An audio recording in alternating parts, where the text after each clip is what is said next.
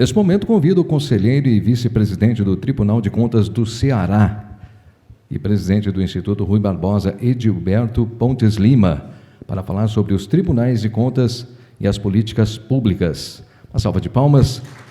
Muito bom dia, conselheiro, seja bem-vindo.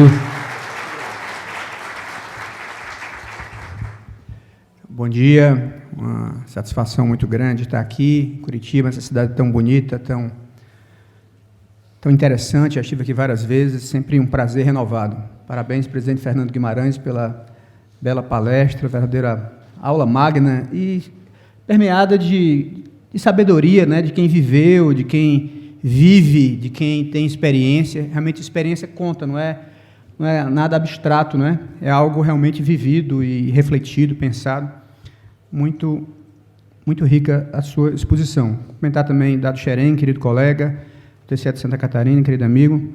Agradecer ao André pelo convite, ao Matheus, ao Unicuritiba, Unicurso, enfim, Unicuritiba não, Unicurso, estou toda hora confundindo, né? Unicursos, e dizer que é uma alegria estar aqui. Gente, eu ouvi o André falando aqui no começo e me lembrei daquela regra da boa fala em público. Diz que se você quer falar bem em público, quer sair bem, você tem que falar de pé para ser visto, alto para ser ouvido e rápido para ser aplaudido no final, né? Então, foi isso que o André fez, e ele superou, é o que eu conhecia, presidente Fernando, era o campeão, você conseguiu superar. Não sei se você conhece essa história. O Salvador Dalí, uma certa vez, ganhou um prêmio, um reconhecimento, e ele foi fazer o discurso dele. Todos estavam ansiosos, ele disse: olha, detesto discurso longo, serei breve, tanto que já concluí. Então, você conseguiu superar o Salvador Dalí, Fernando. André, parabéns. Então, gente, esse tema que eu me propus a falar, os tribunais de contas e as políticas públicas, é um tema muito interessante, que hoje já se tornando quase um consenso, né? Embora escute muitas pessoas, alguns colegas, né, alguns mais conservadores, enfim, cada um vê de um jeito, com certa dificuldade pelo tema, tem uma visão mais tradicional da atuação do Tribunal de Contas, e mesmo dos jurisdicionados, a gente escuta, às vezes, uma certa resistência à atuação do Tribunal de Contas nesse campo das políticas públicas. Mas está se tornando cada vez mais minoritário, a sociedade está cada vez mais aceitando mais essa visão do Tribunal de Contas atuando nas políticas públicas. Eu gosto sempre de enfatizar, começar a enfatizar isso, vendo política pública não como uma coisa abstrata, né? Quando a gente deixa de ver só como uma questão conceitual, abstrata, aquilo parece algo assim distante, chato, que não tem o que o presidente Fernando muito bem falou, o pertencimento. As pessoas acham que é público, é fora de mim, não é? Eu não faço parte daquilo, não tem nada a ver comigo. Mas quando a gente começa a ver o concreto, o que é política pública de fato, a gente começa a achar que pertence a gente e que é nossa obrigação, né? Tanto como Tribunal de Contas, quanto como cidadão, como vereador, como secretário. Então, a gente olha o seguinte: gente, o que é política pública? Política pública é definir, basicamente, se alguém vai ter chance na vida, de melhorar de vida, ou não ter chance na vida.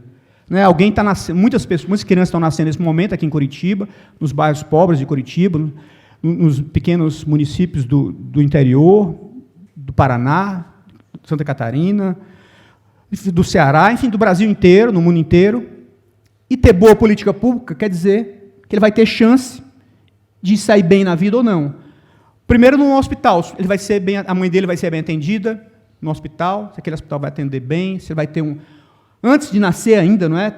Uma boa política pública que ela vai ter um atendimento, um pré-natal adequado, né, com a quantidade de consultas que ela precisa ter, os exames corretos, o médico, o hospital vai ter os equipamentos adequados.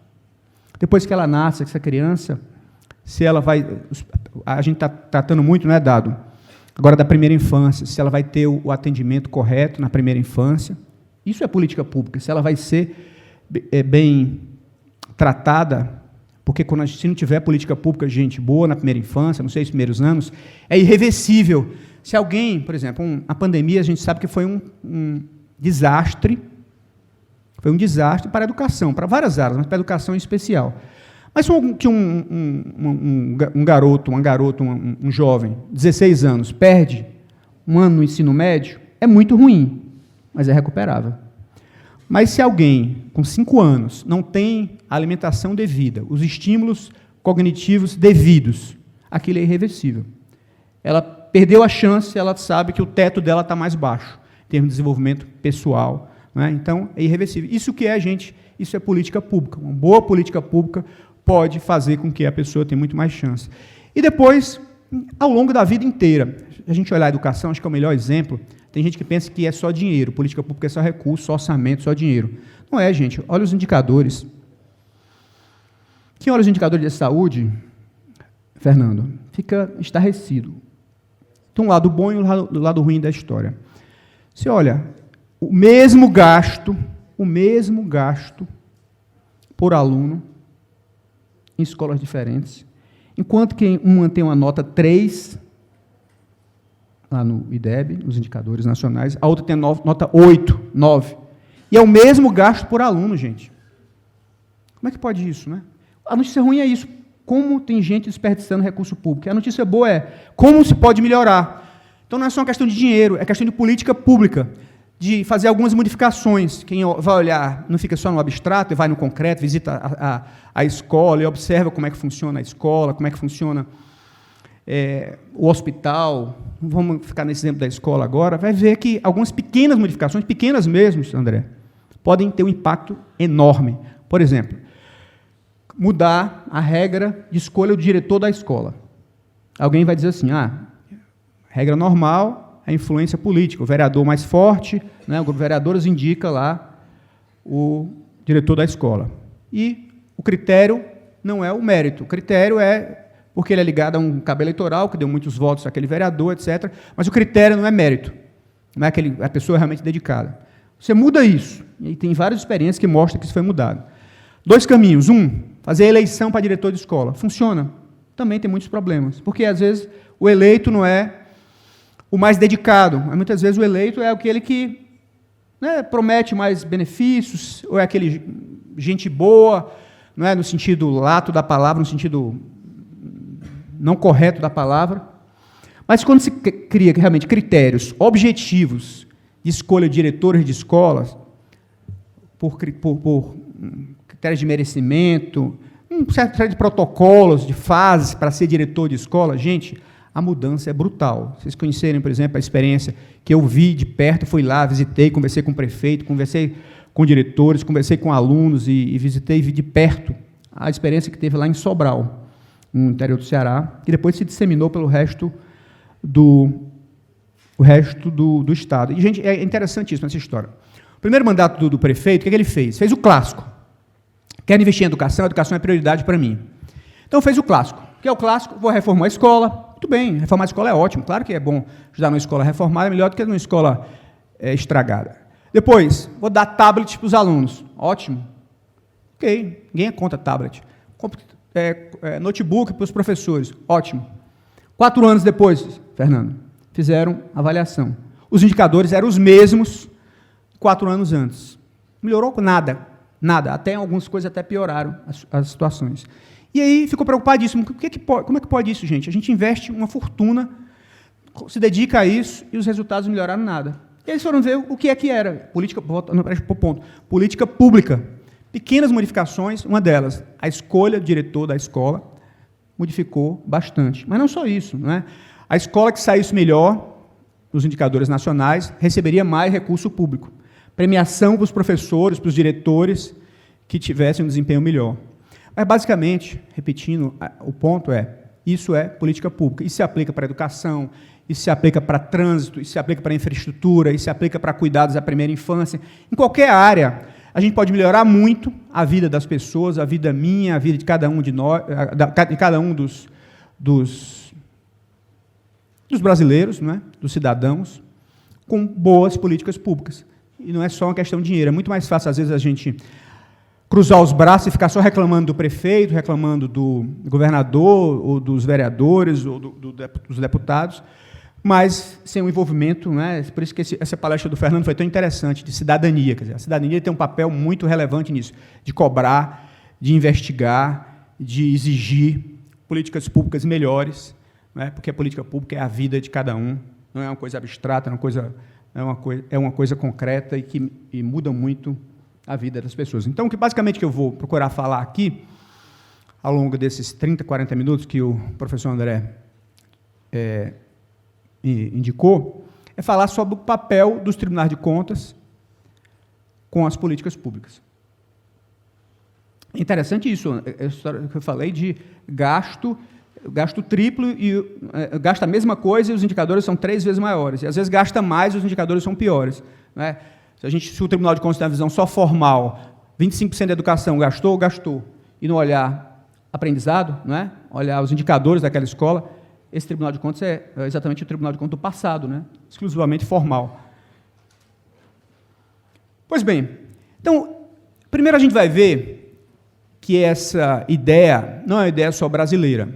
Os organismos internacionais que analisam, que reúnem os tribunais de contas mundo afora, a principal é a Intosai, reúne mais de 190 países de tribunais de contas, que eles chamam de lá entidades de fiscalização superiores, são mais de 190 países, definem uma série de diretrizes de como fazer essa política pública. Primeiro dizem, é sim a obrigação dos tribunais de contas, das instituições superiores de controle, nem todos os países adotam o modelo de tribunal de contas, né? Alguns usam o modelo de controladoria, mas essa entidade defende claramente que deve ser, e tem uma série de diretrizes, de documentos, orientando como deve ser essa avaliação. A última é esse Guide 9020, que é exatamente específico sobre isso, Evaluation of Public Policies, documento que eles fizeram, liderado pelo Tribunal de Contas da França, orientando os tribunais de contas brasileiros, mundiais, a fazer avaliação de políticas públicas. E aqui o Instituto Rui Barbosa, que atualmente sou presidente, mas sucedi o conselheiro Ivan Bonilha, que é aqui do TCE do Paraná, um grande presidente, querido amigo e companheiro de tantas pelejas.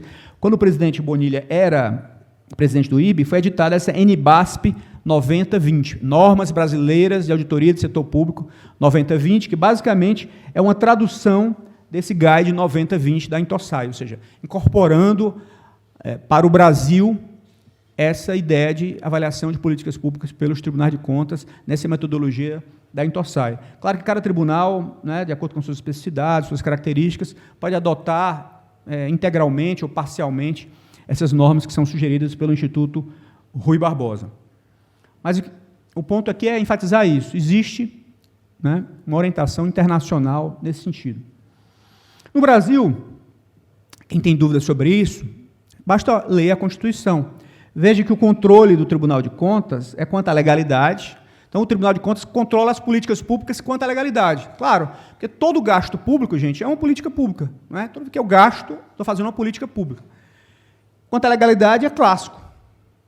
Ninguém duvida, o tribunal faz isso toda hora, todos os tribunais brasileiros fazem isso o tempo inteiro, controlar quanto à legalidade. Mas a Constituição, lá o texto de 88, isso não é novidade, já falava que é legitimidade e economicidade. Gente, como é que se fala em legitimidade, em economicidade, se você não avalia, Fernando, o gasto público, né, a eficácia do gasto público? Se você não observar, quem está julgando uma conta, não observar a eficácia do gasto, você está ficando só na legalidade. Para entrar na legitimidade do gasto e na economicidade do gasto, é preciso olhar a eficácia do gasto público. Então, está na Constituição. Quem tem dúvidas sobre o papel do Tribunal de Contas, quem acha que o Tribunal de Contas está se excedendo, extrapolando as suas funções constitucionais, é porque não fez a devida interpretação do texto constitucional, que é muito explícito, que é muito claro. O artigo 71 reforça isso, no inciso 4, que essa auditoria é do TCU, mas ele depois diz que isso se estende para todos os tribunais de contas dos estados e dos municípios. O artigo 75 estende, que essa auditoria é de natureza contábil, financeira, orçamentária e operacional. Né? A operação, a própria operação, a área finalística, como aquela instituição, como aquele órgão público está atuando.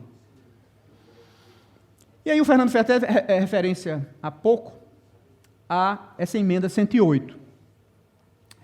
O Estado exercerá a função de planejamento das políticas sociais, assegurado na forma da lei a participação da sociedade, aqui o controle social, constitucionalizado. Bem lembrou o Fernando, que já estava na LRF e em outros dispositivos constitucionais. Mas aqui a Constituição, em 2020, trouxe para o seu texto, né?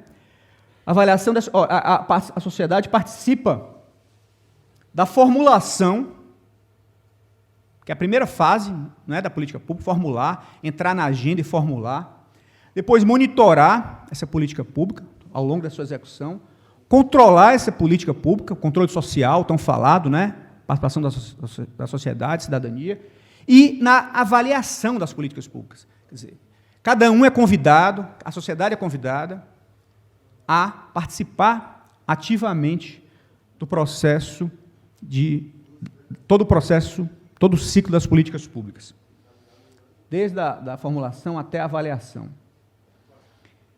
E depois veio essa emenda 109, já de 2021, que inseriu também no texto, e vocês terão aqui a oportunidade de ouvir o ministro Anastasia. Esse aqui, André, foi da autoria dele, ele foi o relator, e ele que inseriu isso aqui, ó.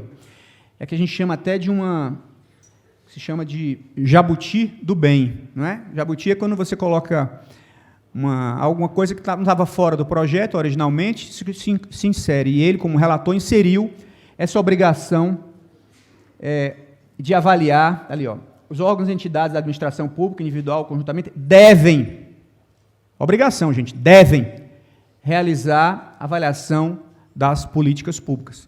O ministro Anastasia que incluiu isso, mas já estava, isso era uma obrigação que já estava, agora está explícito, né? Então, é obrigação constitucional. Claro que na forma da lei, essa lei, infelizmente, ainda não existe, mas já tem uma indicação clara de que avaliar a política pública é obrigatório. Então, o que é política pública? Eu falei um pouco no começo o que é isso, o que é política pública, ou seja, é algo concreto, é a ação do governo para mudar, para impactar a vida de cada um, né?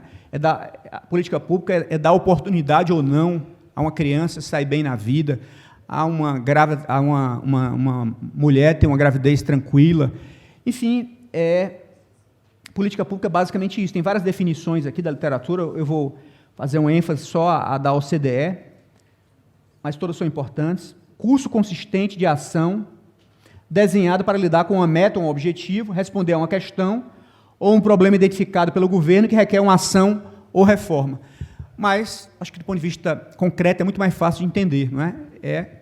Política pública é a própria vida das pessoas, é a ação do governo para melhorar, para tornar melhor a vida das pessoas, dar mais oportunidade às pessoas, para que elas tenham uma vida melhor e possam se desenvolver plenamente, possam florescer, possam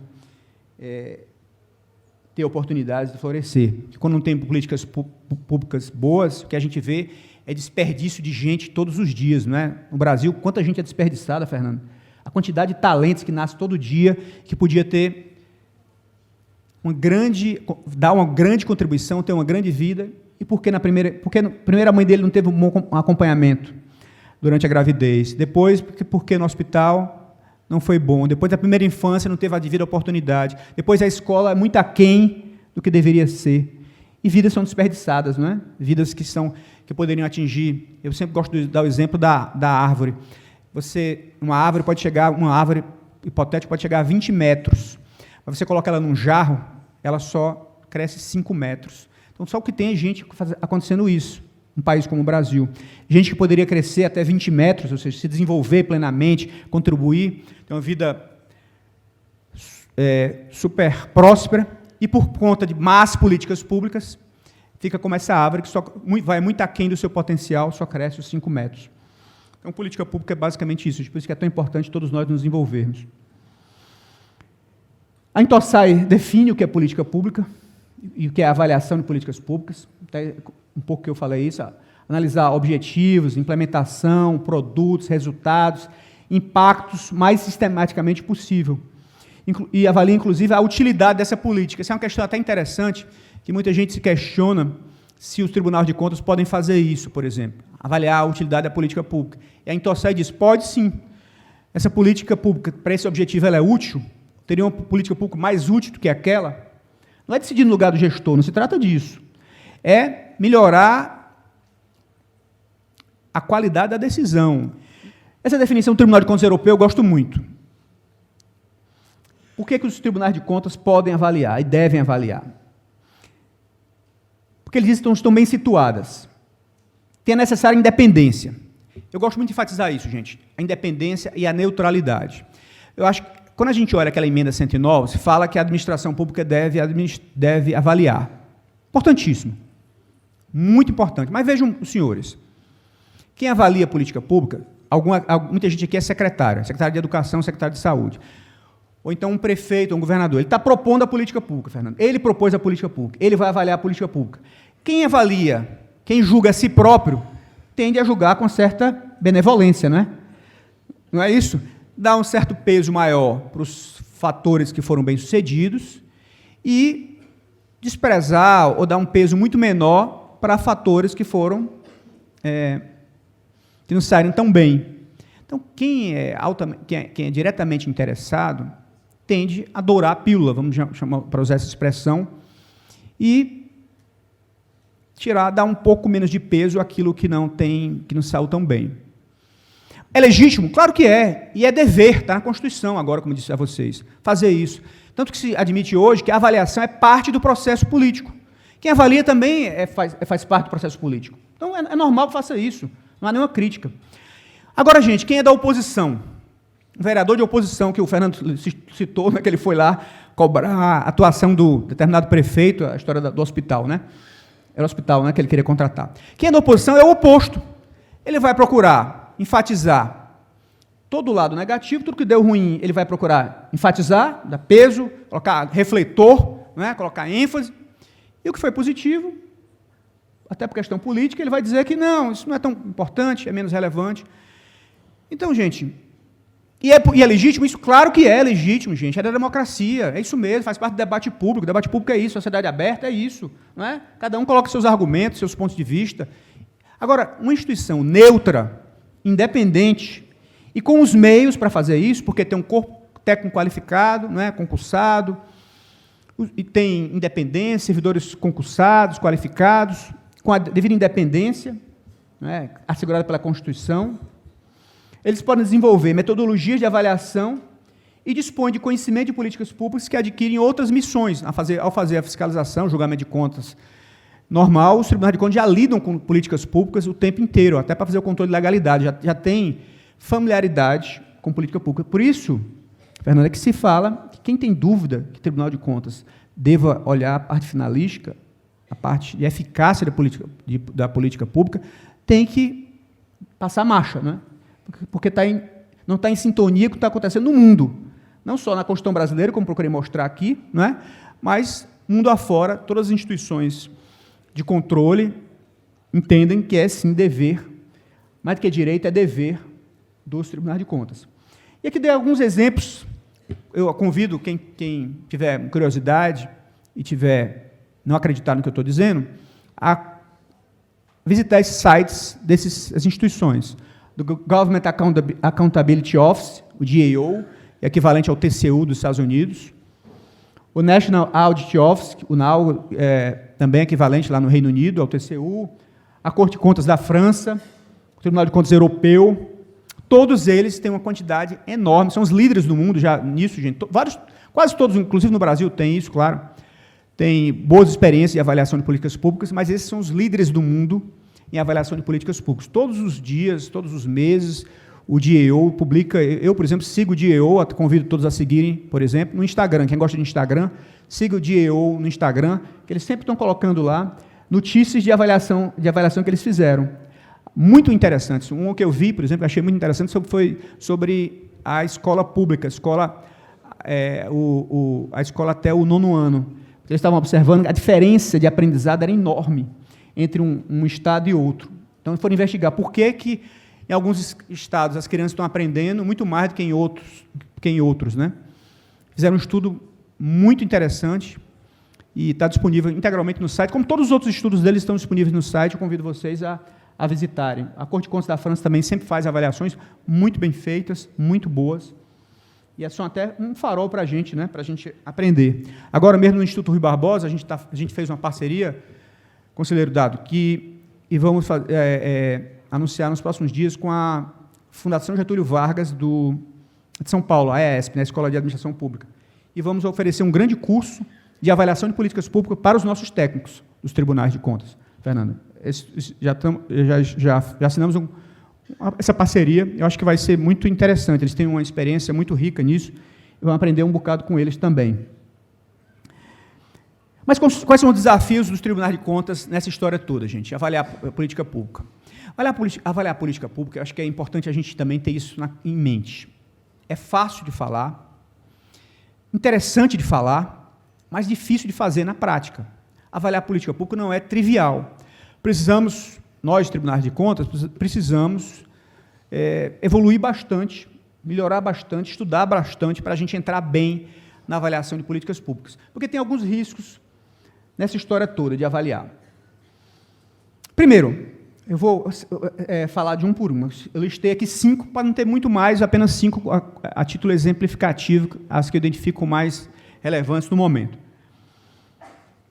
Reforçar sua atuação na avaliação de políticas públicas sem descurar de suas atribuições clássicas. Esse aqui é um ponto importante, Fernando. Por quê, gente? Porque é claro que avaliar é fundamental, como eu acabei de dizer, mas o Tribunal de Contas continua sendo nossa obrigação olhar a legalidade, Fernando. A Constituição não mudou, não é? Continua sendo nossa obrigação aplicar sanções quando alguém se desvia da legalidade. Continua sendo nossa obrigação, nosso dever, nós não podemos abandonar essa função, apurar débito, não é isso? Apurar débito, determinar que se pague débito que foi apurado pelo Tribunal de Contas em determinada, enfim, ação de qualquer governante. Então, ir para a eficácia do gasto público não significa abandonar a sua função tradicional de controle de legalidade, de aplicação de sanção, de identificação de débitos. É nossa obrigação. Julgar contas também continua nossa obrigação constitucional. Precisamos continuar julgando contas, inclusive pelo critério, podemos agregar e devemos a dimensão, né, eficácia do gasto público. Mas a dimensão tradicional de legalidade precisa também estar no nosso julgamento de contas. Identificar dano ao erário, a linha G lá da lei de inelegibilidades, tão importante para a democracia, está em plena vigência, não é? E uma das principais hipóteses, todos sabemos aqui, de inelegibilidade, é julgamento pelo Tribunal de Contas. O Congresso modificou, de certa forma, isso, porque agora só é inelegível se houver dano ao erário. Não basta ser irregular a conta, né, e multa. Tem que ter agora dano ao erário. Mas quando houver dano, continua nossa obrigação fundamental, uma contribuição importantíssima para a democracia, né, para as pessoas vejam os gestores que, ao administrarem, cometeram dano ao erário, né, que desviaram recurso público, observar isso. Então, essa obrigação, atribuição clássica, precisa continuar, não podemos abandonar. Aprender metodologias. Gente, também por isso que digo, é fácil falar e difícil fazer na prática. Avaliar não é trivial. Claro que a gente também, eu vou falar um pouco daqui a pouco sobre isso, a gente tem as grandes tendências, o Big Data, inteligência artificial, Big Computing, vou falar um pouquinho mais em detalhes, mas a avaliação também vale a avaliação simples, né, de olhar, ir na ponta, examinar a execução, estrito senso, ir na escola, ver se os alunos estão aprendendo. Muitas vezes é simples, você olha quem deu certo, quem não deu certo, a gente às vezes pensa que são grandes mudanças, às vezes não, uma mudança pequena, tem que ter certa coragem política, por exemplo, na história da escolha do diretor da escola, mas não precisa de grande sofisticação de analisar isso tudo. Mas o fato é que a gente precisa aprender essas metodologias, essa metodologia que o Tribunal de Contas da França liderou, que está no lugar de 90-20, como eu falei, o Instituto Rui Barbosa traduziu. Mas entender tudo isso, essa dimensão utilidade da política pública, o que é isso, gente? O que é utilidade da política pública? O que é impacto social e econômico mais amplo? Até onde eu posso ir? Até onde eu não vou passar a fronteira da política? O conselheiro do Tribunal de Contas, achando que foi eleito, né, e que ele vai decidir a política pública, de uma forma, às vezes, arrogante. Às vezes não é nem o conselheiro, é o auditor do Tribunal de Contas. os dois, né? Pior ainda, os dois, alguém do Ministério Público, não é? Que quer impor a política. Não é isso. Porque quem foi eleito pode decidir e vai ter o custo político. Olha, ele decidiu o seguinte, olha, gente, o Tribunal de Contas disse que essa política aqui era pior do que essa, a A era pior do que a B. Mas eu vou fazer a B e vou bancar isso.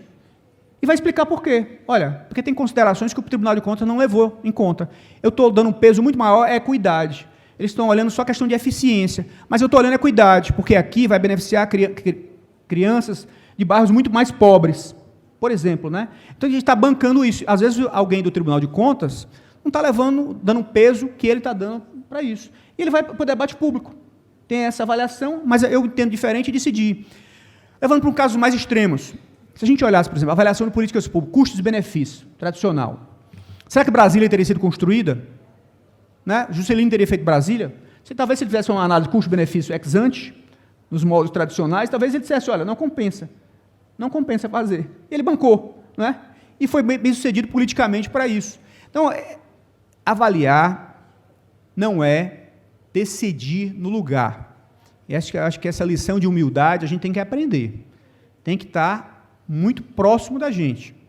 Avaliar não é decidir. Avaliar é fornecer evidências, é qualificar o debate público, é permitir que as pessoas, a cidadania, que o Fernando tão bem falou, tenha muito mais elementos para participar desse debate e até, em última instância, no voto, né, retirar aquele que fez muitas políticas que eram contrárias a que o Tribunal de Contas, por exemplo, havia apontado no análise custo-benefício como desfavoráveis. Mas é basicamente isso. Mas nós precisamos aprender isso. Aprender essas metodologias, que não faz parte também do nosso dia a dia. A qualificação dos servidores públicos, dos tribunais de contas e o contato com esses consultores externos. Uma das coisas que mais me chamaram a atenção, eu já visitei o GAO, o Government Accountability Office, que funciona num prédio enorme em Washington, e já visitei também o Tribunal de Contas da União Europeia, que funciona em Luxemburgo. Conversei muito. E uma das coisas que mais chama a atenção lá, gente, é a qualificação dos auditores deles.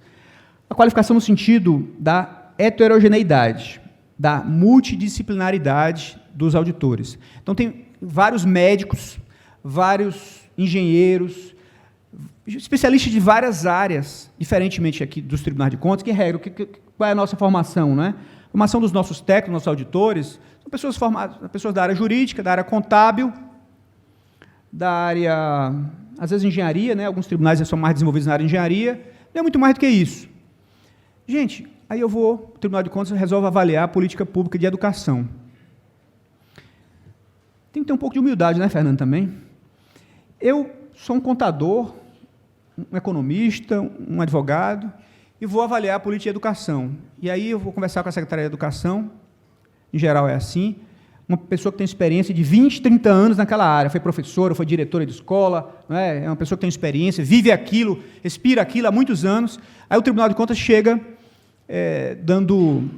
fazendo recomendações. Qual o problema disso? É que o Tribunal de Contas tem vários riscos aí. O primeiro é mais atrapalhado que ajudar, fazendo recomendações erradas, não é? Porque não conhece, porque não entende, então fazendo recomendações erradas. Outra é fazendo recomendações supérfluas, superficiais, dizendo que todo mundo já sabe, aquela história de chover no molhado, né? Dizendo que todo mundo já sabe. É tão superficial o que o tribunal pode estar dizendo. Então, para isso eu estou dizendo que é como um desafio, não é para abandonar, pelo contrário. É que a gente precisa se qualificar e tem que perder o preconceito. Eu sei que, por exemplo, que a NTC é uma das que está apoiando, a NTC tem um grande valor, é a entidade dos auditores dos tribunais de contas, mas a gente não pode ter medo, né, Fernando, de conversar, de dialogar, de até contratar, se for o caso. Eles fazem muito isso na Europa, no Tribunal de Contas da União Europeia, no GAO, em áreas que não tem jeito, a gente precisa contratar um consultor externo. É uma área muito específica, muito especializada, que é um problema do momento. Se é um problema do momento, não tem sentido eu fazer um concurso para aquela área.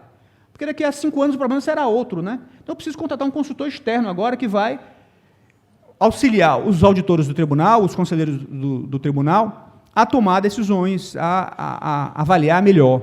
Porque as pessoas também têm muita essa cultura do pro bono.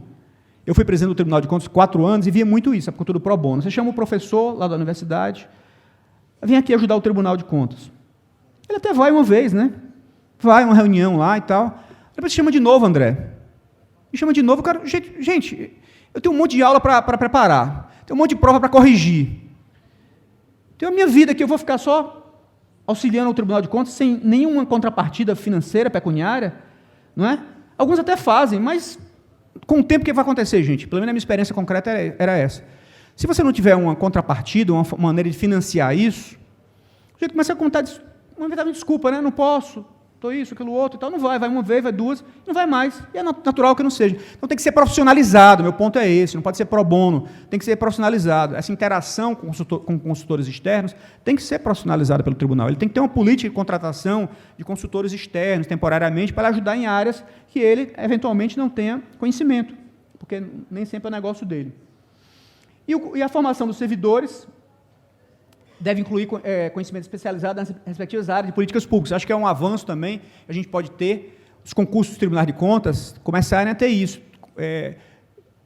Analista, o auditor de controle externo, área, políticas públicas de saúde, políticas públicas de educação, começar a contratar gente, né, médico que tem interesse em políticas públicas, que tem interesse em trabalhar no Tribunal de Contas nessas áreas, assim, pelo menos nessas macro áreas, né, saúde, educação, começar a mudar o perfil, de certa forma, do nosso técnico, do nosso auditor, que é basicamente alguém de contabilidade, da economia do direito, começar a trazer, a exemplo do GAO e do Tribunal de Contas Europeu, começar a trazer gente com outro tipo de formação para a gente atuar melhor nessas áreas de análise de eficácia de política pública. Também, isso aqui é fundamental. Nem sempre precisa disso, gente. Nem sempre precisa de grandes tecnologias. Muitas vezes são coisas simples, análises muito mais simples que um especialista edifica. Mas o fato é que a gente também não pode ignorar essas tecnologias. As tecnologias podem ajudar em muito. Se a gente olhar, como eu disse, se vocês olharem, os sites vão ver como o DIEU já está utilizando muito isso. E como o Brasil hoje tem plena possibilidade, Fernando, de utilizar isso. Big Data. Por que Big Data é importante, gente?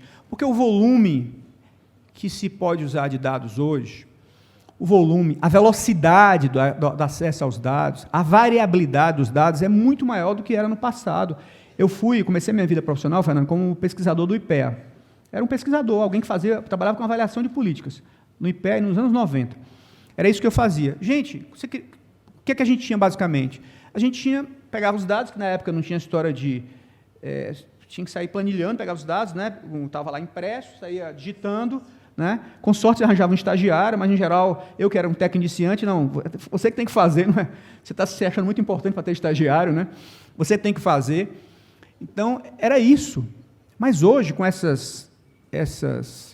todos esses bancos de dados, que não precisa mais ser estruturado, tudo que antes não era dado, hoje esses radares todos são dados, não é? A quantidade de dados, variabilidade, velocidade é muito maior. Outro dia eu estava conversando com um convênio, uma parceria que nós fizemos com a USP. Aí o reitor, o professor Varran, contou uma história que eu achei ótima. A USP, não sei se vocês conhecem lá, aquele campus ali do Butantã e tal, São Paulo, muito interessante. Eles estavam com problemas nas vias, estavam com problema enfim, o asfalto estava com problema e tal. Aí eles marcaram uma audiência com o prefeito, Bruno Covas. Então, o prefeito Bruno Covas. E relatar e pedir providências, né? Usando o prestígio da universidade e tal.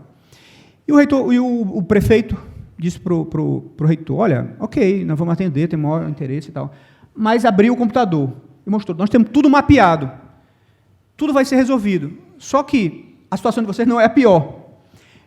Tem gente que na situação bem pior, porque houve chuvas muito grandes esse ano em São Paulo e tudo mais. Ou seja, gente, com Big Data, eu tenho condição de atender, André, não a quem tem mais poder de reivindicar, faz mais pressão, mas, de fato, analisar, não é, quem, de fato, precisa mais, onde que a política pública terá mais impacto. Estou dando só um exemplo de recapeamento de asfalto. Isso pode se aplicar em qualquer outra área, porque são dados que antes não eram disponíveis. E como é que ele tinha esse dado?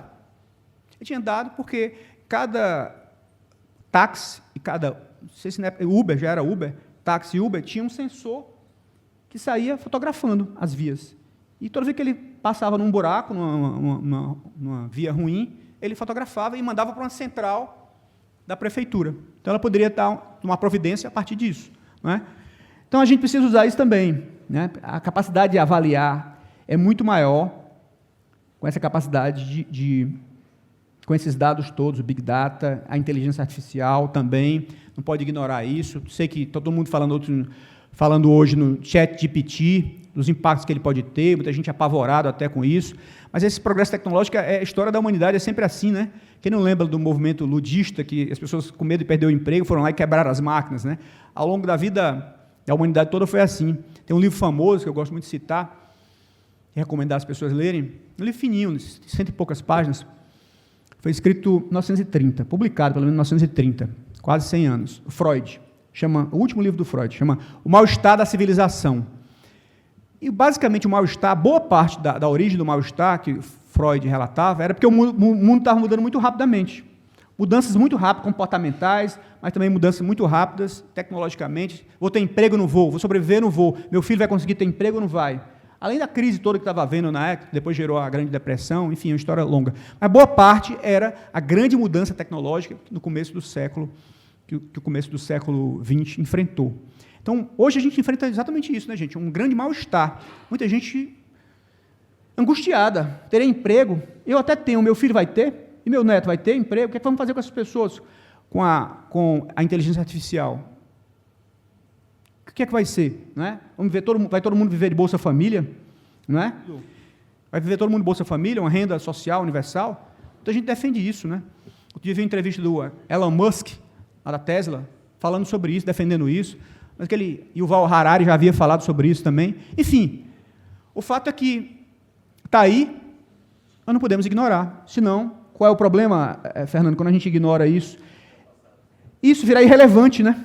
Se é o século XXI, com as possibilidades do século XXI, com as tecnologias do século XXI, se a gente quiser ignorar, a gente caminha para a irrelevância, não é? Está falando sobre algo que não existe. O mundo está falando nisso e a gente está falando de coisas do passado. Então, importantíssimo a gente se apropriar disso, a administração pública, de uma forma geral, e os tribunais de contas, em particular, se apropriarem disso.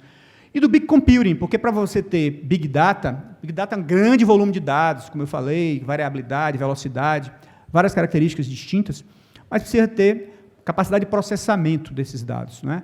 Essa também é uma das grandes questões. Não adianta ter o dado, você não consegue processar o dado. O famoso Big Computing. Então, também a gente precisa se apropriar. É fácil? Não. É fácil falar e difícil fazer. Eu lembro, contar essa história rapidamente, quando eu fui presidente do tribunal, eu decidi que a gente tinha que entrar nessa área de Big Data. E aí, ela tendo uma licitação, a gente contratou um consultor, primeiro foi isso, contratamos um consultor externo, e ele sugeriu que vocês comprassem determinado sistema. Nós compramos. Caríssimo, tem um americano. Eu fui lá nos Estados Unidos, depois visitar uma maior empresa dos Estados Unidos dessa área de processamento de Big Data. E compramos. Uma licitação junto até com o TCU. Gente, e eu achava que virei o tribunal do século XXI, o tribunal agora vai despontar. E aí passou 1 mês, 2 meses, 6 meses, e a minha impaciência de gestor. Cadê os resultados? Cadê as fiscalizações? Cadê o novo patamar que o tribunal ia ficar a partir desse software, desse setor que nós criamos, que ia ser, e não tinha resultado. O resultado era muito aquém do que a gente queria. E o que é que nós precisamos fazer? Precisamos fazer, quando eu identifiquei o seguinte, gente, a gente tinha uma Ferrari, a gente só conseguia andar 20 km pela Ferrari, porque a Ferrari era uma Ferrari sofisticada. Então, aparentemente é simples, mas não é simples. Aprender tudo isso, Fernando, exige investimento, exige esforço, e exige também vontade política de quem está, do presidente, quem está à frente, e saber que no começo vai ser difícil, que vai ter frustração.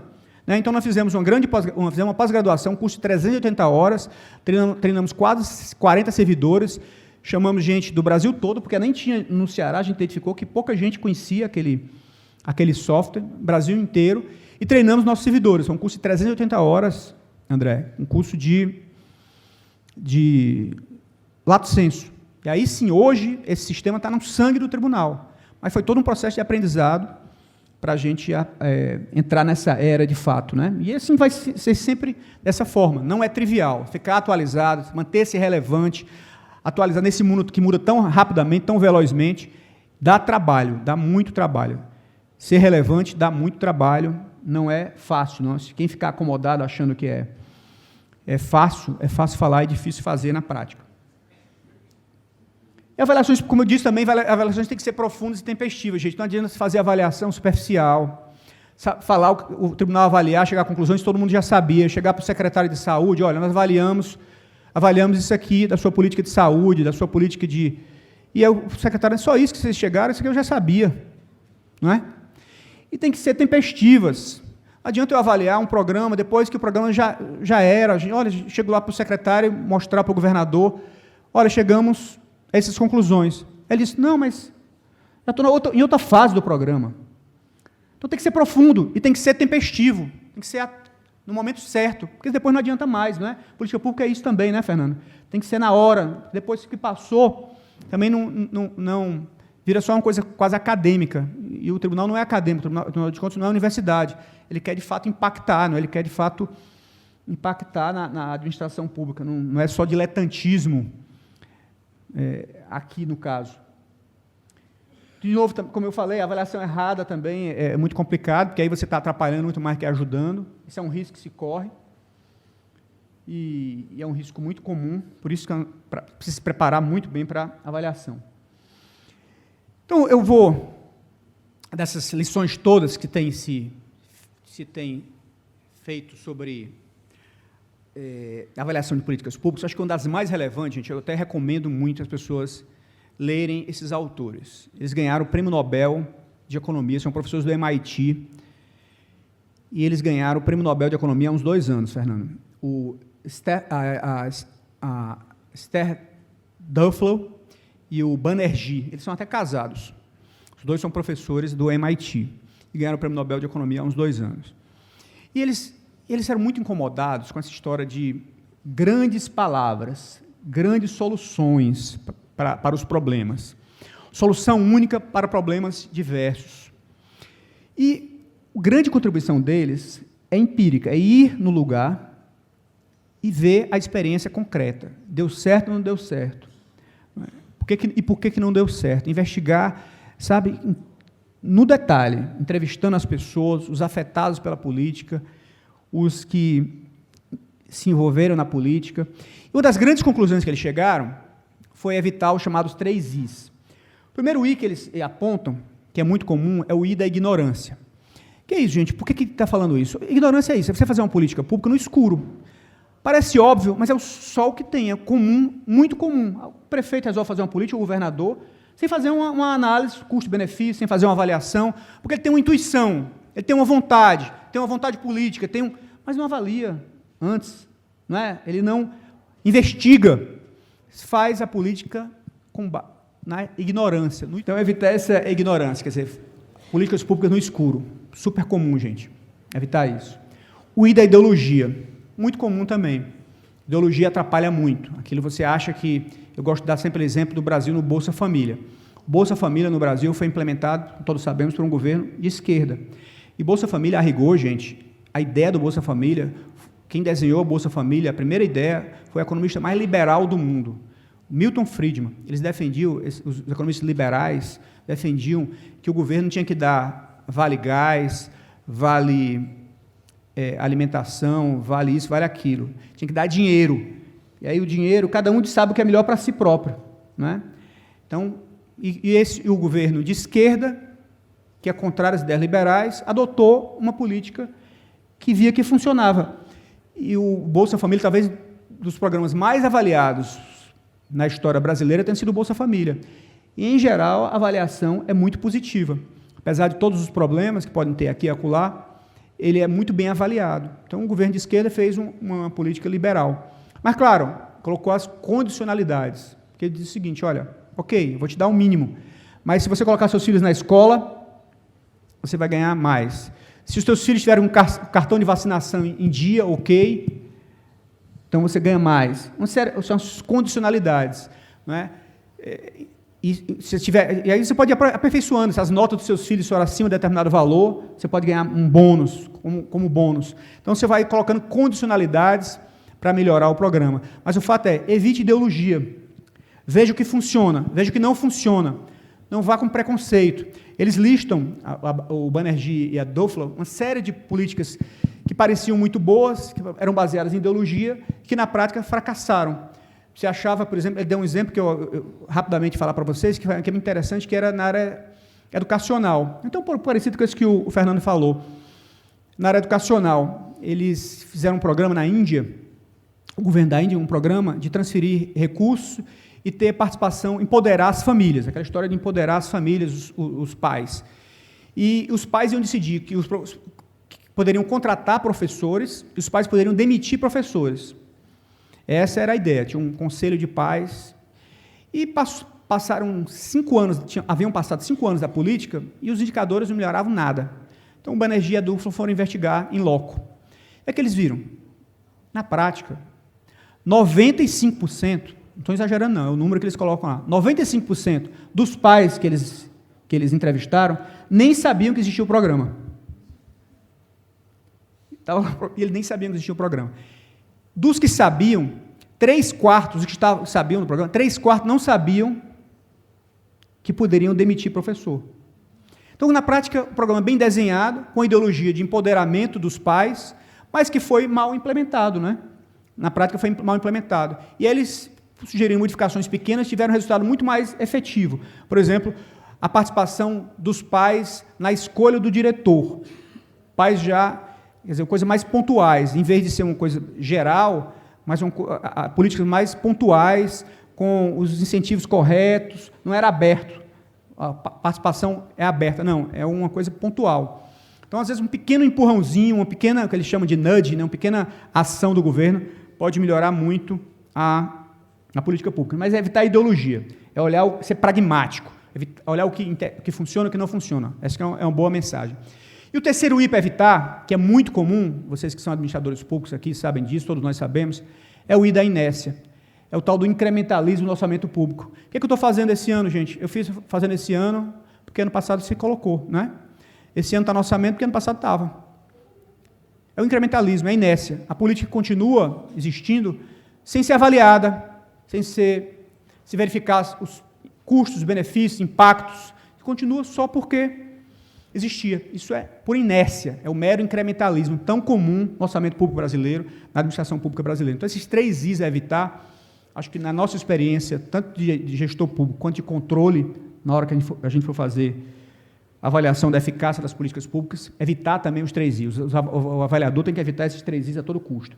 Então, para concluir, vou concluir como eu comecei, dizendo que quem tem dúvida que os tribunais de contas podem participar desse processo de políticas públicas, eficácia das políticas públicas, não apenas legalidade, deve superar essa visão.